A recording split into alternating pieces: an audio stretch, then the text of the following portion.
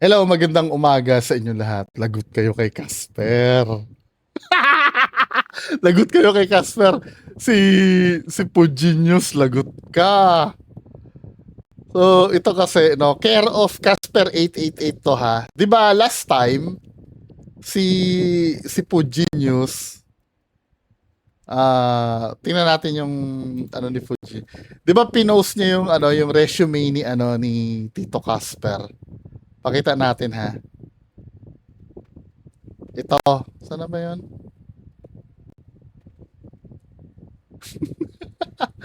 Nagpasa ng resume tapos pinakita ni ano ni Fuji. Asa na 'yon? Binura na ba ni ano? Binura na ba ni Fuji News? Wait lang ha. Yung regarding doon sa ano, doon sa to. 'Di ba pinost ito ni Fuji News? Yan, yung emergency hiring tulungan si Friendly Ghost.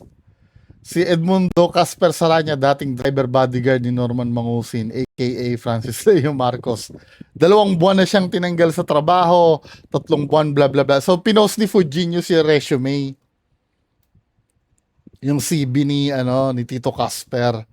Tapos binakapan pa ito ng post ni Sir MG na naghahanap nga siya ng trabaho. So, confirm. Now, nag-post si Casper. Tanging ganun dito. Ayoko na sanang patulan to kung sino man gumawa at nag-post nito. Sana makonsensya naman kayo, pati mga magulang ko yumaon na at nasa kabilang buhay na dinadamay pa nyo. Basta lang maisingit nyo ang bodyguard. Bodyguard na yan. Inuulit ko, naging cook at caretaker lang ako. Lang ang naging trabaho kay FLM. Sana naman, wag na nyo idamay ang pangalan ng aking magulang. Di na tama yan. Di naman kayo inaano. Asan yung pangalan ng magulang? May pangalan ba ng magulang dito? Wait lang ha. Tingnan natin.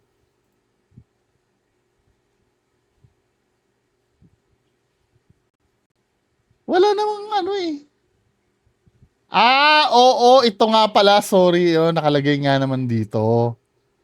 Pero sa totoo lang, Tito Casper, hindi naman pinansin yung name ng magulang mo eh. Ang importante kasi dito sa resume mo, ito, na driver bodyguard ka. Dito naman harap-harap na naman kami inuulol min eh. Ano ba?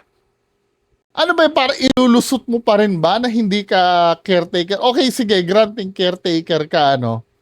Siguro nung una, nung nakatira pa kayo dun sa mansion, dun sa ano, BF, 'di ba? Nung nakatira kayo doon, pwede. Pero beyond sa pagiging cook at caretaker ng trabaho mo, sinasama ka eh. Kahit saan siya magpunta, sinasama kami eh. Anong pagiging caretaker mo dun sa pagsama sa'yo? Inaalagaan mo yung sasakyan. Ano yung pagiging cook doon? Lalo na yung mga huling buwan nyo, di ba? Nung nawala na kayo sa, sumasama ka sa hotel eh. Anong pagiging cook at caretaker doon sa trabaho na kasama ka doon? Na nung nasa heritage pa nga si Tito Norman noon, nandun ka pinapatawag ka, may mga tao kang kasama, di ba? May video si Fujinius yun, hanapin ko nga. Yung nasa heritage kayo, yung marami kayong kasama. Naalala niyo yung mga by ano yata yun, December yata yun. Sobrang layo na nun kasi. Pero hope natatandaan nyo yun, yung time na yun. Ano ba, Casper? Ano bang pinagsasabi mo dito? Talaga iniiwas mo ba? Alam mo kasi na naka-follow sa'yo si Sir Ralph Kalinisan, kaya yari ka.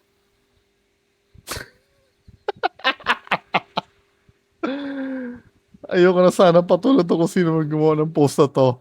Sana makonsensya naman kayo pati magulang. Wala, ano to eh, capping out na lang to eh. Ano ba meaning ng capping out para maintindihan nyo? Capping out. Capping out.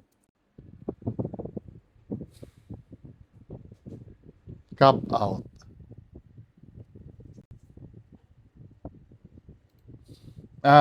Yung talaga definition ng cop out.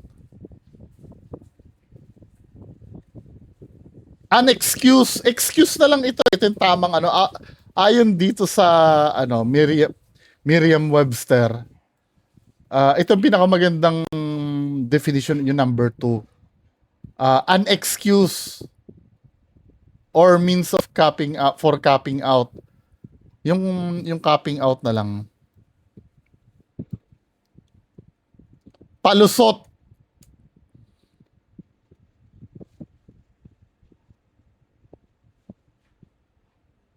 Diba?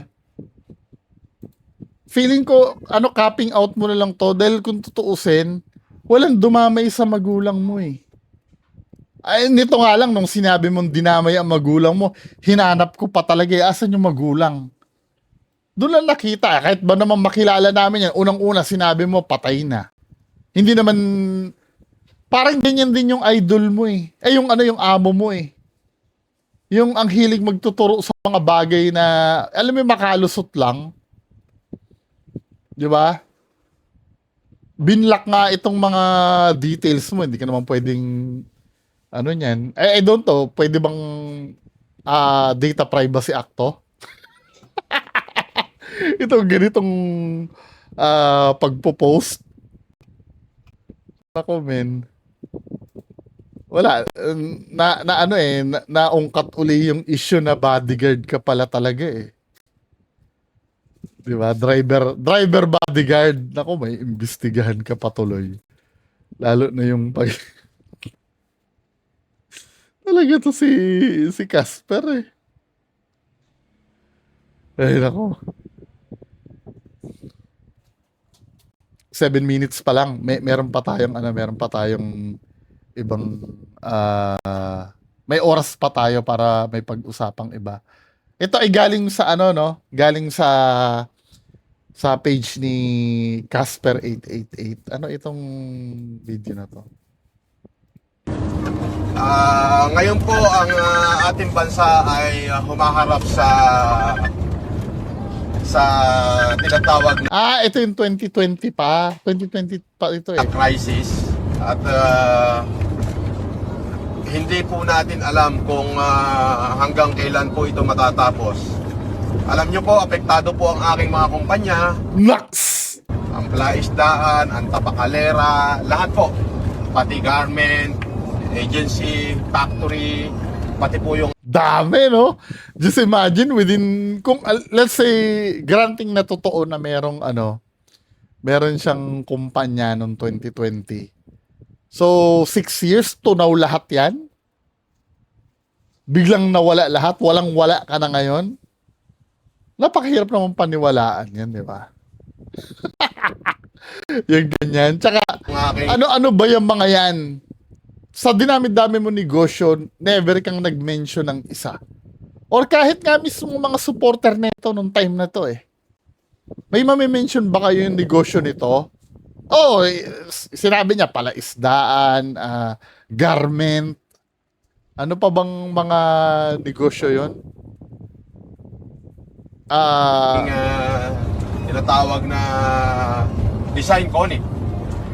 Design, whatever kung ano yung design na yun, ano? Design conic? Ano yung design conic na yun? Legit na ano ba yun? Design conic. Wala akong ma-search. 'Di ba? Ultimong mga ano nito, mga supporter nito. Hindi rin alam ko ano yung mga mini-mention niya. 'Di ba? Ito kasi yung mga time na ano eh na galak sa kanya yung mga tao na wala nang or hindi na binibigyan pansin na magsuri. 'Di ba? Na-attract sa kanyang charisma. Pati garment, agency.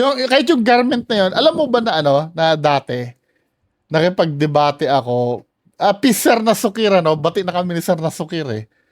Yan ang isa sa pinag-awayan namin nung araw ni Sir Nasukir eh. Kasi nga sinasabi meron daw garment factory. Tapos ang sabi pa ni Ma'am Yama nun, ang brand daw nung garment niya, yung damit, Frances Lay Marcos daw. Wala sila napatunayan. Tapos, binabaliktad nila ako noon. O, sabi mo, wala. Sabi ganun, sabi sa akin, Bungo, sabi mo, wala. Patunayan mo nga ang wala. Sabi ko ganun, pambihira. Paano ko papatunayan ang wala? Wala nga. Dapat na magpapatunay yung mga nagsasabing meron. Ako daw magpatunay daw na wala. Paano ko papatunayang wala ang wala? Saan ako kukuha ng ebidensya kung wala yung patutunayan ko? Ano ba? Pero, peace na kami dalawa ni Sir Nasukir yun. May mga old videos ako kung gusto nyo lang naman mapanood. Yung tagaharap namin dati. Si factory, pati po yung aking tinatawag na design conic. Dami niya negosyo, no?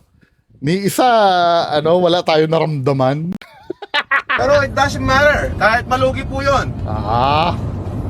Yung mga empleyado ko po, yung iba, kinuha ko na. Kasama ko na sa aking tahanan. At sila po ay susweldohan ko. Kahit Ito yung magulo eh. Yung mga minention niyang business, dahil pandemic, nagsara lang naman. Hindi naman nangangahulugan na wala na yun lahat. 'Di ba? May mga tindahan naman na nagsara naman talaga nung pandemic, pero it doesn't mean na forever na sarado yun. Babalik naman yun kung sakaling tapos na ang pandemic. Ang tanong, bumalik ba yun? Hindi naman bumalik yun eh. Ibig sabihin talagang wala yun. Ito lang ha, sa sobrang yabang nito, sa sobrang yabang nito ni Tito Norms, ilang beses niyang pauulit-ulitin yung pangalan ng mga negosyo niya pero wala siya minimension kahit isa. Ay, meron pala yung Tokyo Kentaku. Tokyo Kentaku daw. Asa na yun? Wala. Wala namang ganun eh. May pinapakita-pakita pa siyang papel. Alam ko, yung tinutukoy niya na, yung kasama yung, may mention siyang name doon, yung Natsuki Yoda eh. Yun yung magiging business partner niya yata. Pero parang milk tea yata yung itatayo nila. Yun ang, na may video kasi niya nun yung naglalakad siya sa Japan dati. Na-mention niya yun. So ano pa to? magpagluta ka kaya, skin mo nangangaliskis na, ay tanga, tignan mo nga yung skin ko. Kahit na yan ay kulay bayag, ay makinis yan. At mabango. Oo.